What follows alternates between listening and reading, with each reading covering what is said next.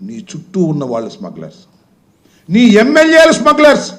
నేను ఇవాళ చెప్తున్నా, కాదని చెప్పమని ఎవరైనా సరే, ఈ దొంగ బియ్యం వ్యవహారంలో మొదటి స్మగ్లర్ ఎవరైనా ఉన్నారంటే అది నాదెళ్ల మనోహర్, ఆ తర్వాత మీ అబ్బాయి. పవన్ కళ్యాణ్ గారికి ఉందో లేదో నాకు తెలియదు.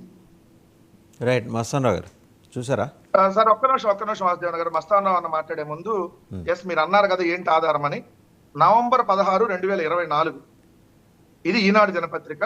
రెచ్చిపోతున్న రేషన్ మాఫియా, ఎక్కడ చూసినా కుప్పల కుప్పలుగా పేదల బియ్యం, కార్డుదారులకు ఇవ్వకుండా నేరుగా నల్లబజారుకే. మాఫియాకు సహకరించే ఆయా మండలాల్లోని ప్రజాప్రతినిధులు అధికారులకి నెలకు 5 లక్షల చొప్పున ముట్ట చెప్తున్నారు, కోటి చొప్పున అడ్వాన్సులు ఇస్తున్నారు.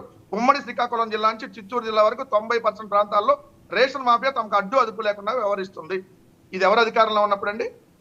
ఇది ఈనాడు దినపత్రిక నవంబర్ 16, 2024. దట్టు పవన్ కళ్యాణ్ గారు వెళ్ళి seize the ship, seize the బియ్యం అన్నాడు కదా. ఏమైంది? సీజ్ ద షిప్ వెళ్ళిపోయింది, సీజ్ ద బియ్యం కూడా వెళ్ళిపోయినాయి. మరి ఆ బియ్యం ఎవరు? వీళ్ళు పట్టుకున్న బియ్యం పులివెందుల నుంచి వచ్చిందా, తెనాల నుంచి వచ్చిందా, పిఠాపురం నుంచి వచ్చిందా, ఎక్కడి నుంచి వచ్చింది? ఇప్పటి వరకు ఎందుకు బయట పెట్టాలా? వాళ్ళ మీద ఎందుకు చర్యలు తీసుకోవాలా? వీటన్నిటికీ సమాధానం చెప్పాలి. రైట్, మస్తానరావు గారు మీరు మాట్లాడండి. సార్ గుడ్ మార్నింగ్ అండి. 99 వీక్షకులకు, ప్యానెల్లో ఉన్న ఇతర మిత్రులకు మీకు కూడా. సార్ ఇప్పుడు రేషన్ బియ్యం గురించి మనం మాట్లాడుతూ చూస్తే గొంగళ్ళలో అన్నం తింటూ నేర్పున్నట్టుగా ఉంటుంది. ఎందుకంటే ఏ ప్రభుత్వాలు ఉన్నా కూడా రేషన్ బియ్యం మాఫియా అనేది అంతగా వేళ్ళు పోయింది. దాన్ని ఎవరు అరికట్టలేని స్థితికి చేరుకుంది. అది దానిలో ఎటువంటి సందేహం లేదు. అది కాంగ్రెస్ ఉన్నప్పుడు కావచ్చు, తెలుగుదేశం ఉన్నప్పుడు కావచ్చు, వైఎస్ఆర్సీపీ ఉన్నప్పుడు కావచ్చు. అది అసలు నిజానికి కొంతమంది ఎమ్మెల్యేలకు అయితే అదొక నెలకి ఒక ఆదాయవంతంగా కూడా మారిపోయి పరిస్థితుంది. మండల స్థాయిలో కానీ, గ్రామ స్థాయిలో కానీ, నియోజకవర్గ స్థాయిలో కానీ. దానిలో ఎటువంటి సందేహం లేదు. అంటే ఇప్పుడు ఎన్ఎండి వాహనాలు అనేది నేను పేపర్లో చూసాము, ప్రత్యక్షంగా కూడా చూసిన సందర్భాలు ఉన్నాయి. ఏంటి, వాళ్ళకి 10 రూపాయలు 15 రూపాయలు ఇచ్చేస్తారు ఆ కేజీ. వాళ్ళు బియ్యం తీసుకెళ్ళరు, వెళ్ళిపోతారు. ఆ బియ్యం అనేది అట్టించటే వెళ్ళిపోతాయి. ఎక్కడికి వెళ్తాయి ఏంటి అనేది అందరూ బహిరంగ రహస్యం. అది ఎన్ని వేల టన్నులు, ఎన్ని వేల మెట్రిక్ టన్నులు పట్టుకున్నారు. ఇప్పుడు ఎందుకంటే కొల్లు రవీంద్ర గారు కూడా దీనికి సంబంధించి ఇప్పుడు ఆ షీజ్ చేసిన వ్యవహారం ఎన్ని చర్చ నడిచిన తర్వాత ఇవాళ ఒక ప్రకటన వచ్చింది, మీరు చూసే ఉంటారు. వాళ్ళకి డైరెక్ట్ గా ఏదైతే బియ్యం కావాల్సిన వాళ్ళకైతే బియ్యం ఇస్తారు, లేదంటే డబ్బులు ఇచ్చేస్తారు. సో ఆ దిశగా అడుగులు పడుతున్న పరిస్థితి. నిజంగా అది కూడా ఒక మంచిదే. ఎందుకంటే ఈ రేషన్ బియ్యం మాఫియాకి ముక్తాడు వేయాలంటే ఏంటంటే ఖచ్చితంగా ఆ బియ్యం అనేది వాళ్ళకి అందుబాటులోకి వస్తూ ఉన్నాయి. కాబట్టి వాళ్ళు రేషన్ మాఫియాకి పాల్పడతా ఉన్నారు. ఎప్పుడైతే వాళ్ళకి ఆ డబ్బులు వేస్తారో బియ్యం అక్కర్లేని వాళ్ళకి ఖచ్చితంగా దానిలో కొంతవరకు కాదు, చాలా వరకు అరికట్టబడుతుందని నేనైతే అనుకుంటాను. ఇప్పుడు నేననేది ఏంటంటే అంబటరాంబాబు గారు మాట్లాడారు చుట్టూ ఉన్న వాళ్ళు అంటే అది వైఎస్ఆర్సీపీ హయాంలో కూడా జరిగింది, ఇప్పుడు జరుగుతూ ఉంది. దానికి ఖచ్చితంగా ఈ ప్రభుత్వాలు మాఫియాని అరికట్టాలంటే ఒక మంచి సంస్కరణల దిశగా. అంటే అప్పుడు వైసీపీ హయాంలో కేవలం ద్వారంపూడి చంద్రశేఖర్ రెడ్డి గారు ఒక్కరే చేసేవారు. ఇప్పుడు ఏంటంటే ఐకమత్యంగా 10-15 మంది కలిసి చేస్తున్నారు. అదా మీరు అనేది? అంటే ద్వారంపూడి చంద్రశేఖర్ రెడ్డి గారి మీద అప్పుడు బాగా ఆరోపణలు. అది కూడా నేను అంటాను. ద్వారంపూడి చంద్రశేఖర్ రెడ్డి గారి మీద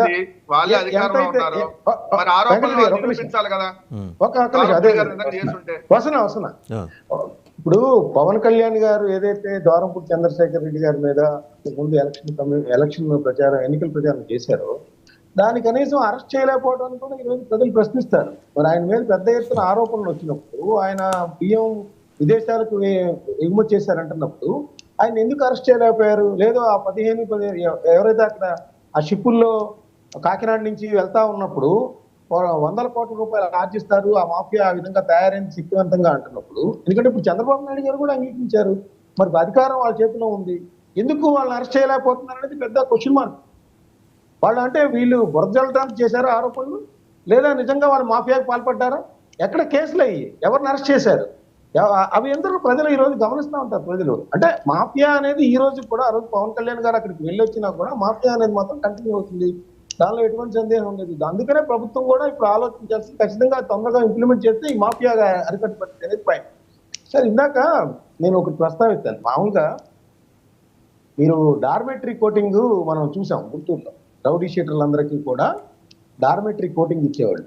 అది ఓపెనింగ్ మనం కూడా వెళ్ళేవాళ్ళం. ఈవెన్ కొన్ని అయితే మేము కూడా అప్పుడు సిటీ కేబుల్ లో ఉన్నప్పుడు గుంటూరు ఆ ఎస్పీ చేతిలో బాంబు గుంటూరు PSR ఎస్పీగా ఆంజనేయులు. పిఎస్ఆర్ ఆంజనేయులు ఉన్నప్పుడు జోలకంటి బ్రహ్మారెడ్డిని గుంటూరు బస్టాండ్ నుంచి చెప్పులు లేకుండా నడిపించుకుంటూ తీసుకొచ్చి పోలీస్ ఇప్పుడు దాని కమిషనరేట్ అయిందేమో మరి, లేకపోతే జిల్లా పోలీస్ కార్యాలయం ఆవరణలో లేదు సార్, ఓటింగ్ జిల్లా పోలీస్ డిపిఓలో అర్బన్ అక్కడ జరిగింది.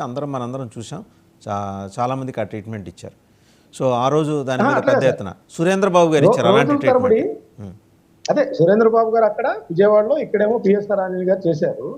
నేననేది ఏంటంటే అప్పుడు రౌడీ షీట్లు అందరూ అసలు ఊరు పారిపోయారు. అంతకుముందు అయితే ఆ సెంటర్లో ఏదైతే మెయిన్ సెంటర్లు ఉంటాయో ఒక 40-50 సెంటర్లు ఉంటాయి. అక్కడ ఆక్దాయిలుగా మాట్లాడడం, వచ్చిపోయే వాళ్ళని కొట్టడం కానీ, రౌడీజం చేయటం కానీ, రిబాబ్ చేయటం కానీ మొత్తం వెళ్ళిపోయింది. నేననేది ఏంటంటే ఇప్పుడు దానికి నేరస్తులకి కులం కార్డు ఆపాదించడం కరెక్ట్ కాదు. నేరస్తులు ఏ పార్టీలో ఉన్నా, అది వైసీపీ అయినా, తెలుగుదేశం అయినా, జనసేన అయినా, ఖచ్చితంగా వాళ్ళని యాంటీ సోషల్ ఎలిమెంట్ గా భావించి వాళ్ళకి ట్రీట్మెంట్ ఇవ్వాల్సిందే. అయితే ఇట్లా బహిరంగంగా ఇస్తారా అంటే నేను ఒక ప్రశ్న వేస్తాను వెంకటరెడ్డి గారు. ఇప్పుడు జగన్మోహన్ రెడ్డి గారు వాళ్ళ పార్టీ కార్యకర్తల్ని కాపాడుకుంటానికి ఏమంటున్నారు? గుడ్డలోడ తీస్తాం అంటున్నారు. రాజ్యాంగం గుడ్డలోడ చెప్పలేదు కదా. మేము వచ్చిన తర్వాత ఖచ్చితంగా వాళ్ళని చట్ట పరిధిలో వాళ్ళని శిక్షిస్తామని చెప్పచ్చు కదా. ఎందుకు గుడ్డలోడ తీస్తామంటారు? భరోసా ఇవ్వాలంటే కొంత వైలేట్ వాటిని అధిగమించాల్సిన అవసరం ఆయన ఉంది. గుట్లో